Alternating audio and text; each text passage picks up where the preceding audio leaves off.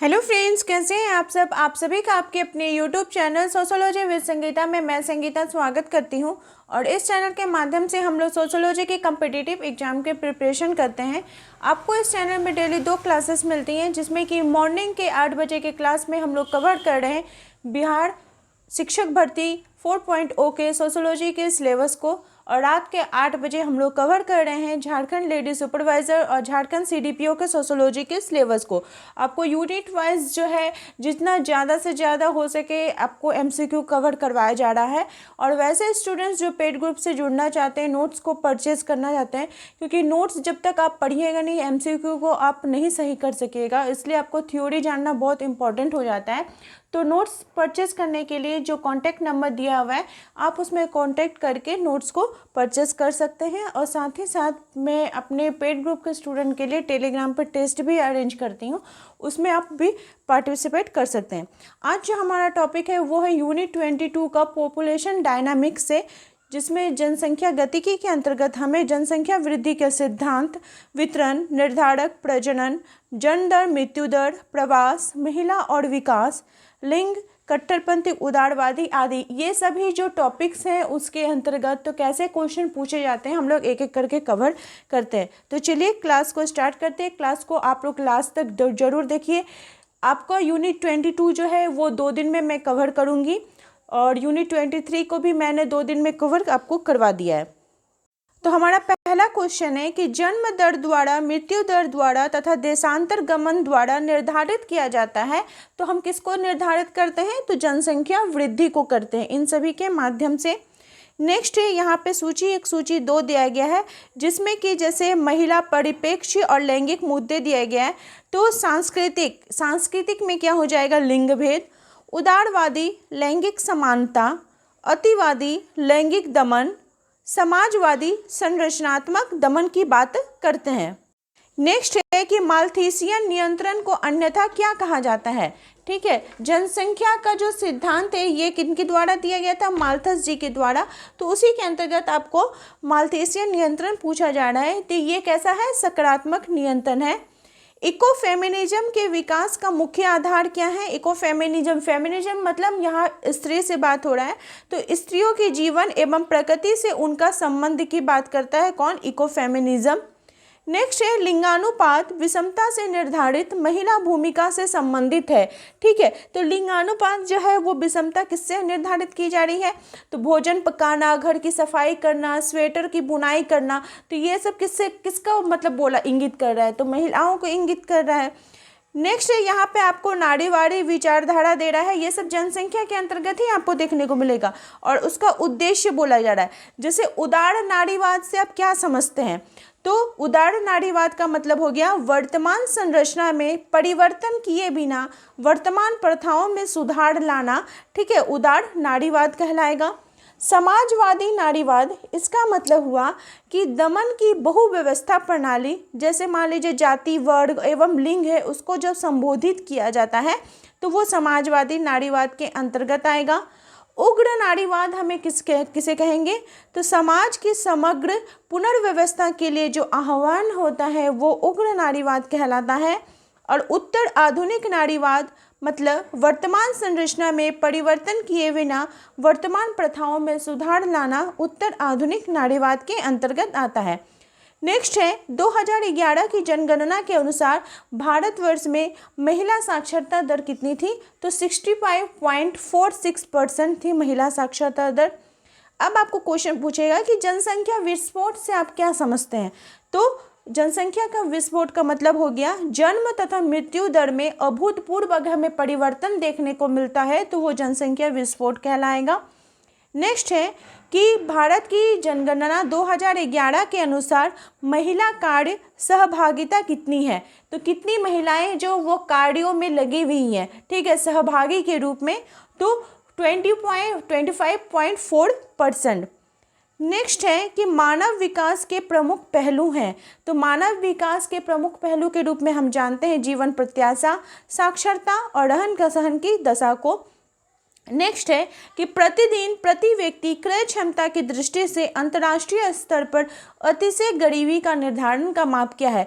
मतलब आपका कितना बोला जाएगा कि आप अगर उससे कम आप प्रतिदिन में इनकम करते हैं तो वो आप गरीब के अंतर्गत आएंगे। तो $1.9 से, और ये इकोनॉमिक्स का भी क्वेश्चन, इकोनॉमिक्स में भी आपको ये हेल्प करेगा। नेक्स्ट है कि वह कारक जिसके परिणाम स्वरूप जनसांख्यिकी खिड़की नहीं खुलती है, तो किसमें? श्रम शक्ति में बच्चों का प्रवेश।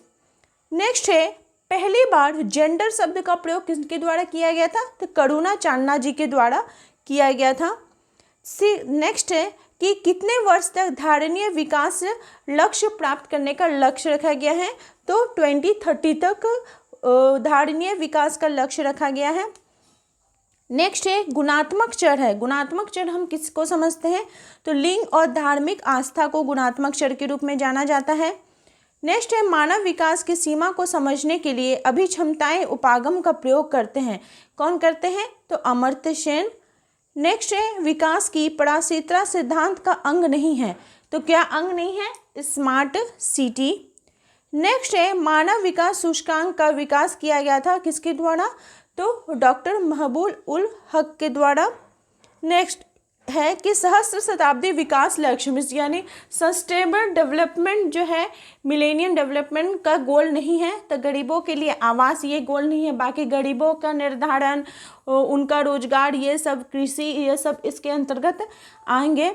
नेक्स्ट है बीमारू राज्यों की संकल्पना किसने दी थी? तो बीमारू राज्य की संकल्पना किसने दी थी? आशीष बोस, जिसमें बीमारू राज्य के अंतर्गत आपका बी से बिहार, एम से मध्य प्रदेश, आर से राजस्थान इसके अंतर्गत आता है। नेक्स्ट है वो पारिभाषिक शब्द जो जनसंख्या, संसाधन और पर्यावरण से संबंधित है, उसको क्या बोला जाता है? तो सतत विकास के रूप में हम जानते हैं। नेक्स्ट है नारीवादी ज्ञानवाद ऐसी अवधारणा है जो डैश सिद्धांत पर आधारित है। तो नारीवादी जो ज्ञानवाद है यह भावनात्मक संबंधों पर बल देते हुए महिलाओं के अपने अनुभव और स्थान को प्रतिबिंबित करता है। नेक्स्ट क्वेश्चन है कि सामाजिक विकास का सूचक नहीं है। तो सामाजिक विकास में प्रति व्यक्ति आय में वृद्धि ये इसका सूचक नहीं है। नेक्स्ट है आपको मिलान करने के लिए दिया गया है कि कौन कौन सा ये सब सम्मेलन जो हुआ था। जैसे स्टॉकहोम सम्मेलन 1972 में हुआ था, विश्व संरक्षण कूटनीति 1980 में, विश्व पर्यावरण आयोग 1987 में, वैश्विक 2000 आयोग जो हुआ था वो 2000 में हुआ था। नेक्स्ट है यहाँ पे कुछ मॉडल्स दिए गए हैं और ये किनके द्वारा दिए गए हैं उसके बारे में है। जैसे विकास का स्वदेशी मॉडल वो महात्मा गांधी जी के द्वारा दिया गया है। विकास का मिश्रित मॉडल जवाहरलाल नेहरू जी के द्वारा। विकास का सामाजिक क्षमता मॉडल अमर्त्य सेन के द्वारा। और विकास का सर्वोदय मॉडल विनोबा भावे जी के द्वारा दिया गया है। नेक्स्ट है कि वह निर्देशन जिसमें जनसंख्या को विभिन्न स्तरों में बांटा जाता है, फिर निर्देशन का चुनाव विभिन्न स्तरों से किया जाता है, उसको क्या कहा जाता है? स्तरीकृत निर्देशन बोला जाता है। नेक्स्ट है कि 2011 की जनगणना के अनुसार सबसे अधिक जनसंख्या घनत्व वाला राज्य कौन सा था? तो सबसे ज़्यादा जनसंख्या घनत्व अधिक है पश्चिम बंगाल में। नेक्स्ट है माल्थस का जनसंख्या के संबंध में कथन उसके लिखने के समय तक बहुत अधिक सत्य था। यह असंभव तथा अर्ध सभ्य जातियों के निम्न स्तर के लोगों के समाज में आज भी सत्य है। यह कथन किनके द्वारा दिया गया है? तो बर्ट्रैंड रसेल जी के द्वारा दिया गया है। नेक्स्ट है जनसंख्या का संक्रमण का सिद्धांत के अनुसार जनसंख्या वृद्धि गुजरती है तो किससे? तो 5 स्तरों से। और आपका ये जनसंख्या संक्रमण का सिद्धांत क्या है ये आपको नोट्स में मैं पूरा डिटेल्स में आप लोग को बताई हुई हूँ, तो आप लोग उसको एक बार जरूर देख लीजिएगा। नेक्स्ट है जनसंख्या का अनुकूलतम सिद्धांत प्रतिपादित किया गया किनके द्वारा? तो डाल्टन और कार्ल सैंडर्स जी के द्वारा। नेक्स्ट है जनसंख्या में वृद्धि रेखा गणितीय अनुपात में होती है जबकि उत्पादन गणितीय अनुपात में होती है। ये कथन किसका है? तो माल्थस जी का है। नेक्स्ट है जनसंख्या ज्यामितीय अनुपात में बढ़ती है और जीवन के साधन गणितीय अनुपात में बढ़ते हैं, ऐसा किसने कहा है? तो माल्थस ने। नेक्स्ट है जनसंख्या का निरपेक्ष सिद्धांत और जनसंख्या का सापेक्षिक सिद्धांत संबंधित है, किसने किनके द्वारा दिया गया है? तो माल्थस और कार्ल मार्क्स जी के द्वारा। तो जनसंख्या ये जो टॉपिक है, इससे आप देखिए कितने सारे आपके सिद्धांत निकल के आ रहे हैं, और आपको क्वेश्चन जो है वो एग्जाम में इसी प्रकार से देखने को मिलेंगे कि आपको पूछ देगा कि जनसंख्या का निरपेक्ष सिद्धांत किसने दिया है। ठीक है, नेक्स्ट है कि जनसंख्या अध्ययन में सामाजिक केसिए की अवधारणा किसने दी थी? सामाजिक केसिए की अवधारणा आपकी ल्यूइस ड्यूमा जी के द्वारा। नेक्स्ट है जनांकिकी के संक्रमण डैश अनुक्रम में पारंपरिक रूप से संबंध होते हैं। तो जनांकिकी के संक्रमण का मतलब हो गया कि उच्च प्रजनता, उच्च मृत्यु संख्या से निम्न मृत्यु संख्या तथा निम्न प्रजनता तथा तक, जिसमें बाद वाला जो पिछड़ जाता है, ये इसके अंतर्गत आएगा। नेक्स्ट है कि वह राज्य जिसमें भारत की जनगणना 2011 के अनुसार अनुसूचित जनजातियों का प्रतिशत जो है न्यूनतम है। तो न्यूनतम किस में था? उत्तर प्रदेश में। और जनजातियों का अधिकतम अगर पूछेगा तो वो आपका मध्य प्रदेश हो जाएगा। नेक्स्ट है जनसंख्या घनत्व के सिद्धांत से कौन संबंधित है? तो दुर्खिम जी भी जनसंख्या घनत्व के सिद्धांत के अंतर्गत आएंगे। जनसंख्या का जैविकीय सिद्धांत किनके द्वारा दिया गया है? तो स्पेंसर जी के द्वारा। 2011 की जनगणना के अनुसार उत्तराखंड में लिंगानुपात कितना था? तो 963 था। झारखंड का आप लोग ध्यान में रखिएगा और मुझे कमेंट करके बताइए कि झारखंड का जनगणना जो लिंगानुपात है वो कितना है। नेक्स्ट है कि भारत की जनगणना 2011 के अनुसार वह राज्य केंद्र शासित क्षेत्र जिसमें अनुसूचित जनजातियों का प्रतिशत सर्वोच्च है। यहाँ पे क्या पूछ रहा है? केंद्र शासित प्रदेश के बारे में पूछ रहा है। तो केंद्र शासित प्रदेश पूछेगा तो वो लक्षद्वीप हो जाएगा। नेक्स्ट है जनसंख्या वृद्धि का कारण नहीं है। तो व्यावसायिक शिक्षा अगर आप प्राप्त करते हैं तो वो जनसंख्या वृद्धि का कारण थोड़ी होगा, वो तब शिक्षा ग्रहण कर रहे हैं, वो उसका कारण नहीं होगा। नेक्स्ट है कि वह अर्थशास्त्री जिसने प्रमुख रूप से जनसंख्या अध्ययन पर रुचि दिखाई थी, किसने दिया था? तो माल्थस जी ने दिखाया था। जनांकिकी प्रक्रिया से संबंधित नहीं है। तो कौन सा संबंधित नहीं है? रोगग्रस्तता, ये संबंधित नहीं है। नेक्स्ट है कि वह पुस्तक जिसमें राधा कमल मुखर्जी ने अनुकूलतम जनसंख्या सिद्धांत की समाजशास्त्रीय विचारधारा व्यक्त की थी।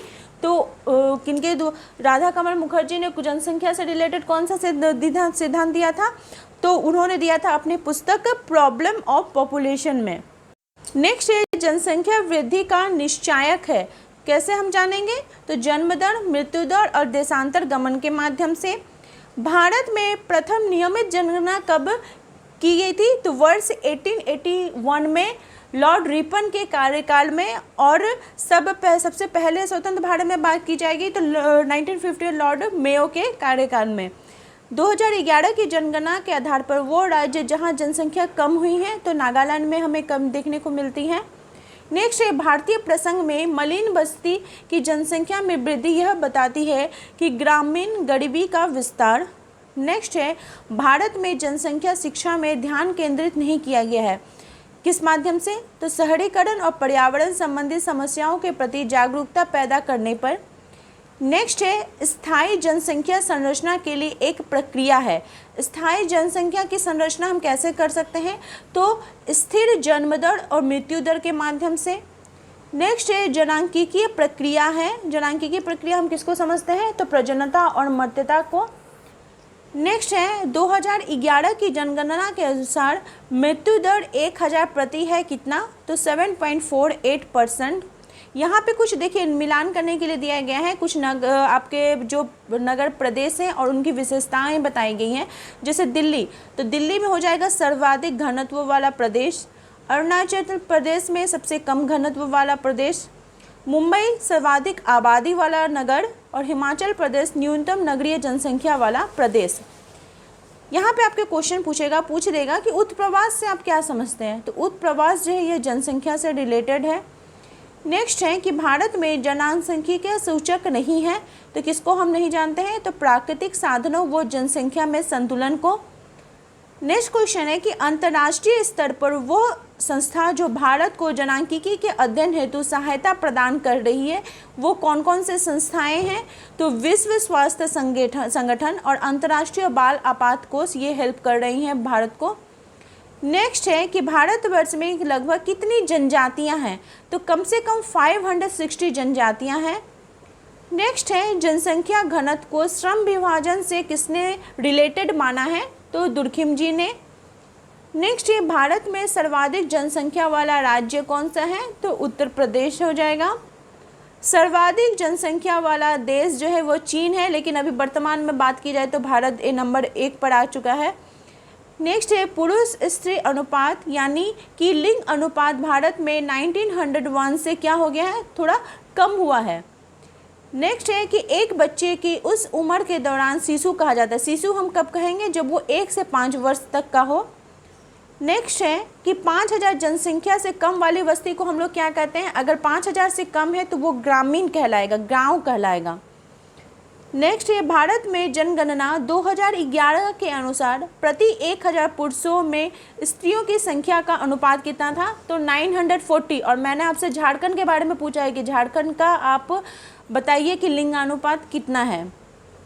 नेक्स्ट है कि भारत में वर्तमान में महिलाओं को जीवित रहने की औसत आयु कितनी है, तो 69.6 वर्ष। नेक्स्ट है जनसंख्या का महत्वपूर्ण कारक जो जन्म व मृत्यु को स्तर को निर्धारित करता है उसको हम क्या कहते हैं, आयु घटक कहते हैं।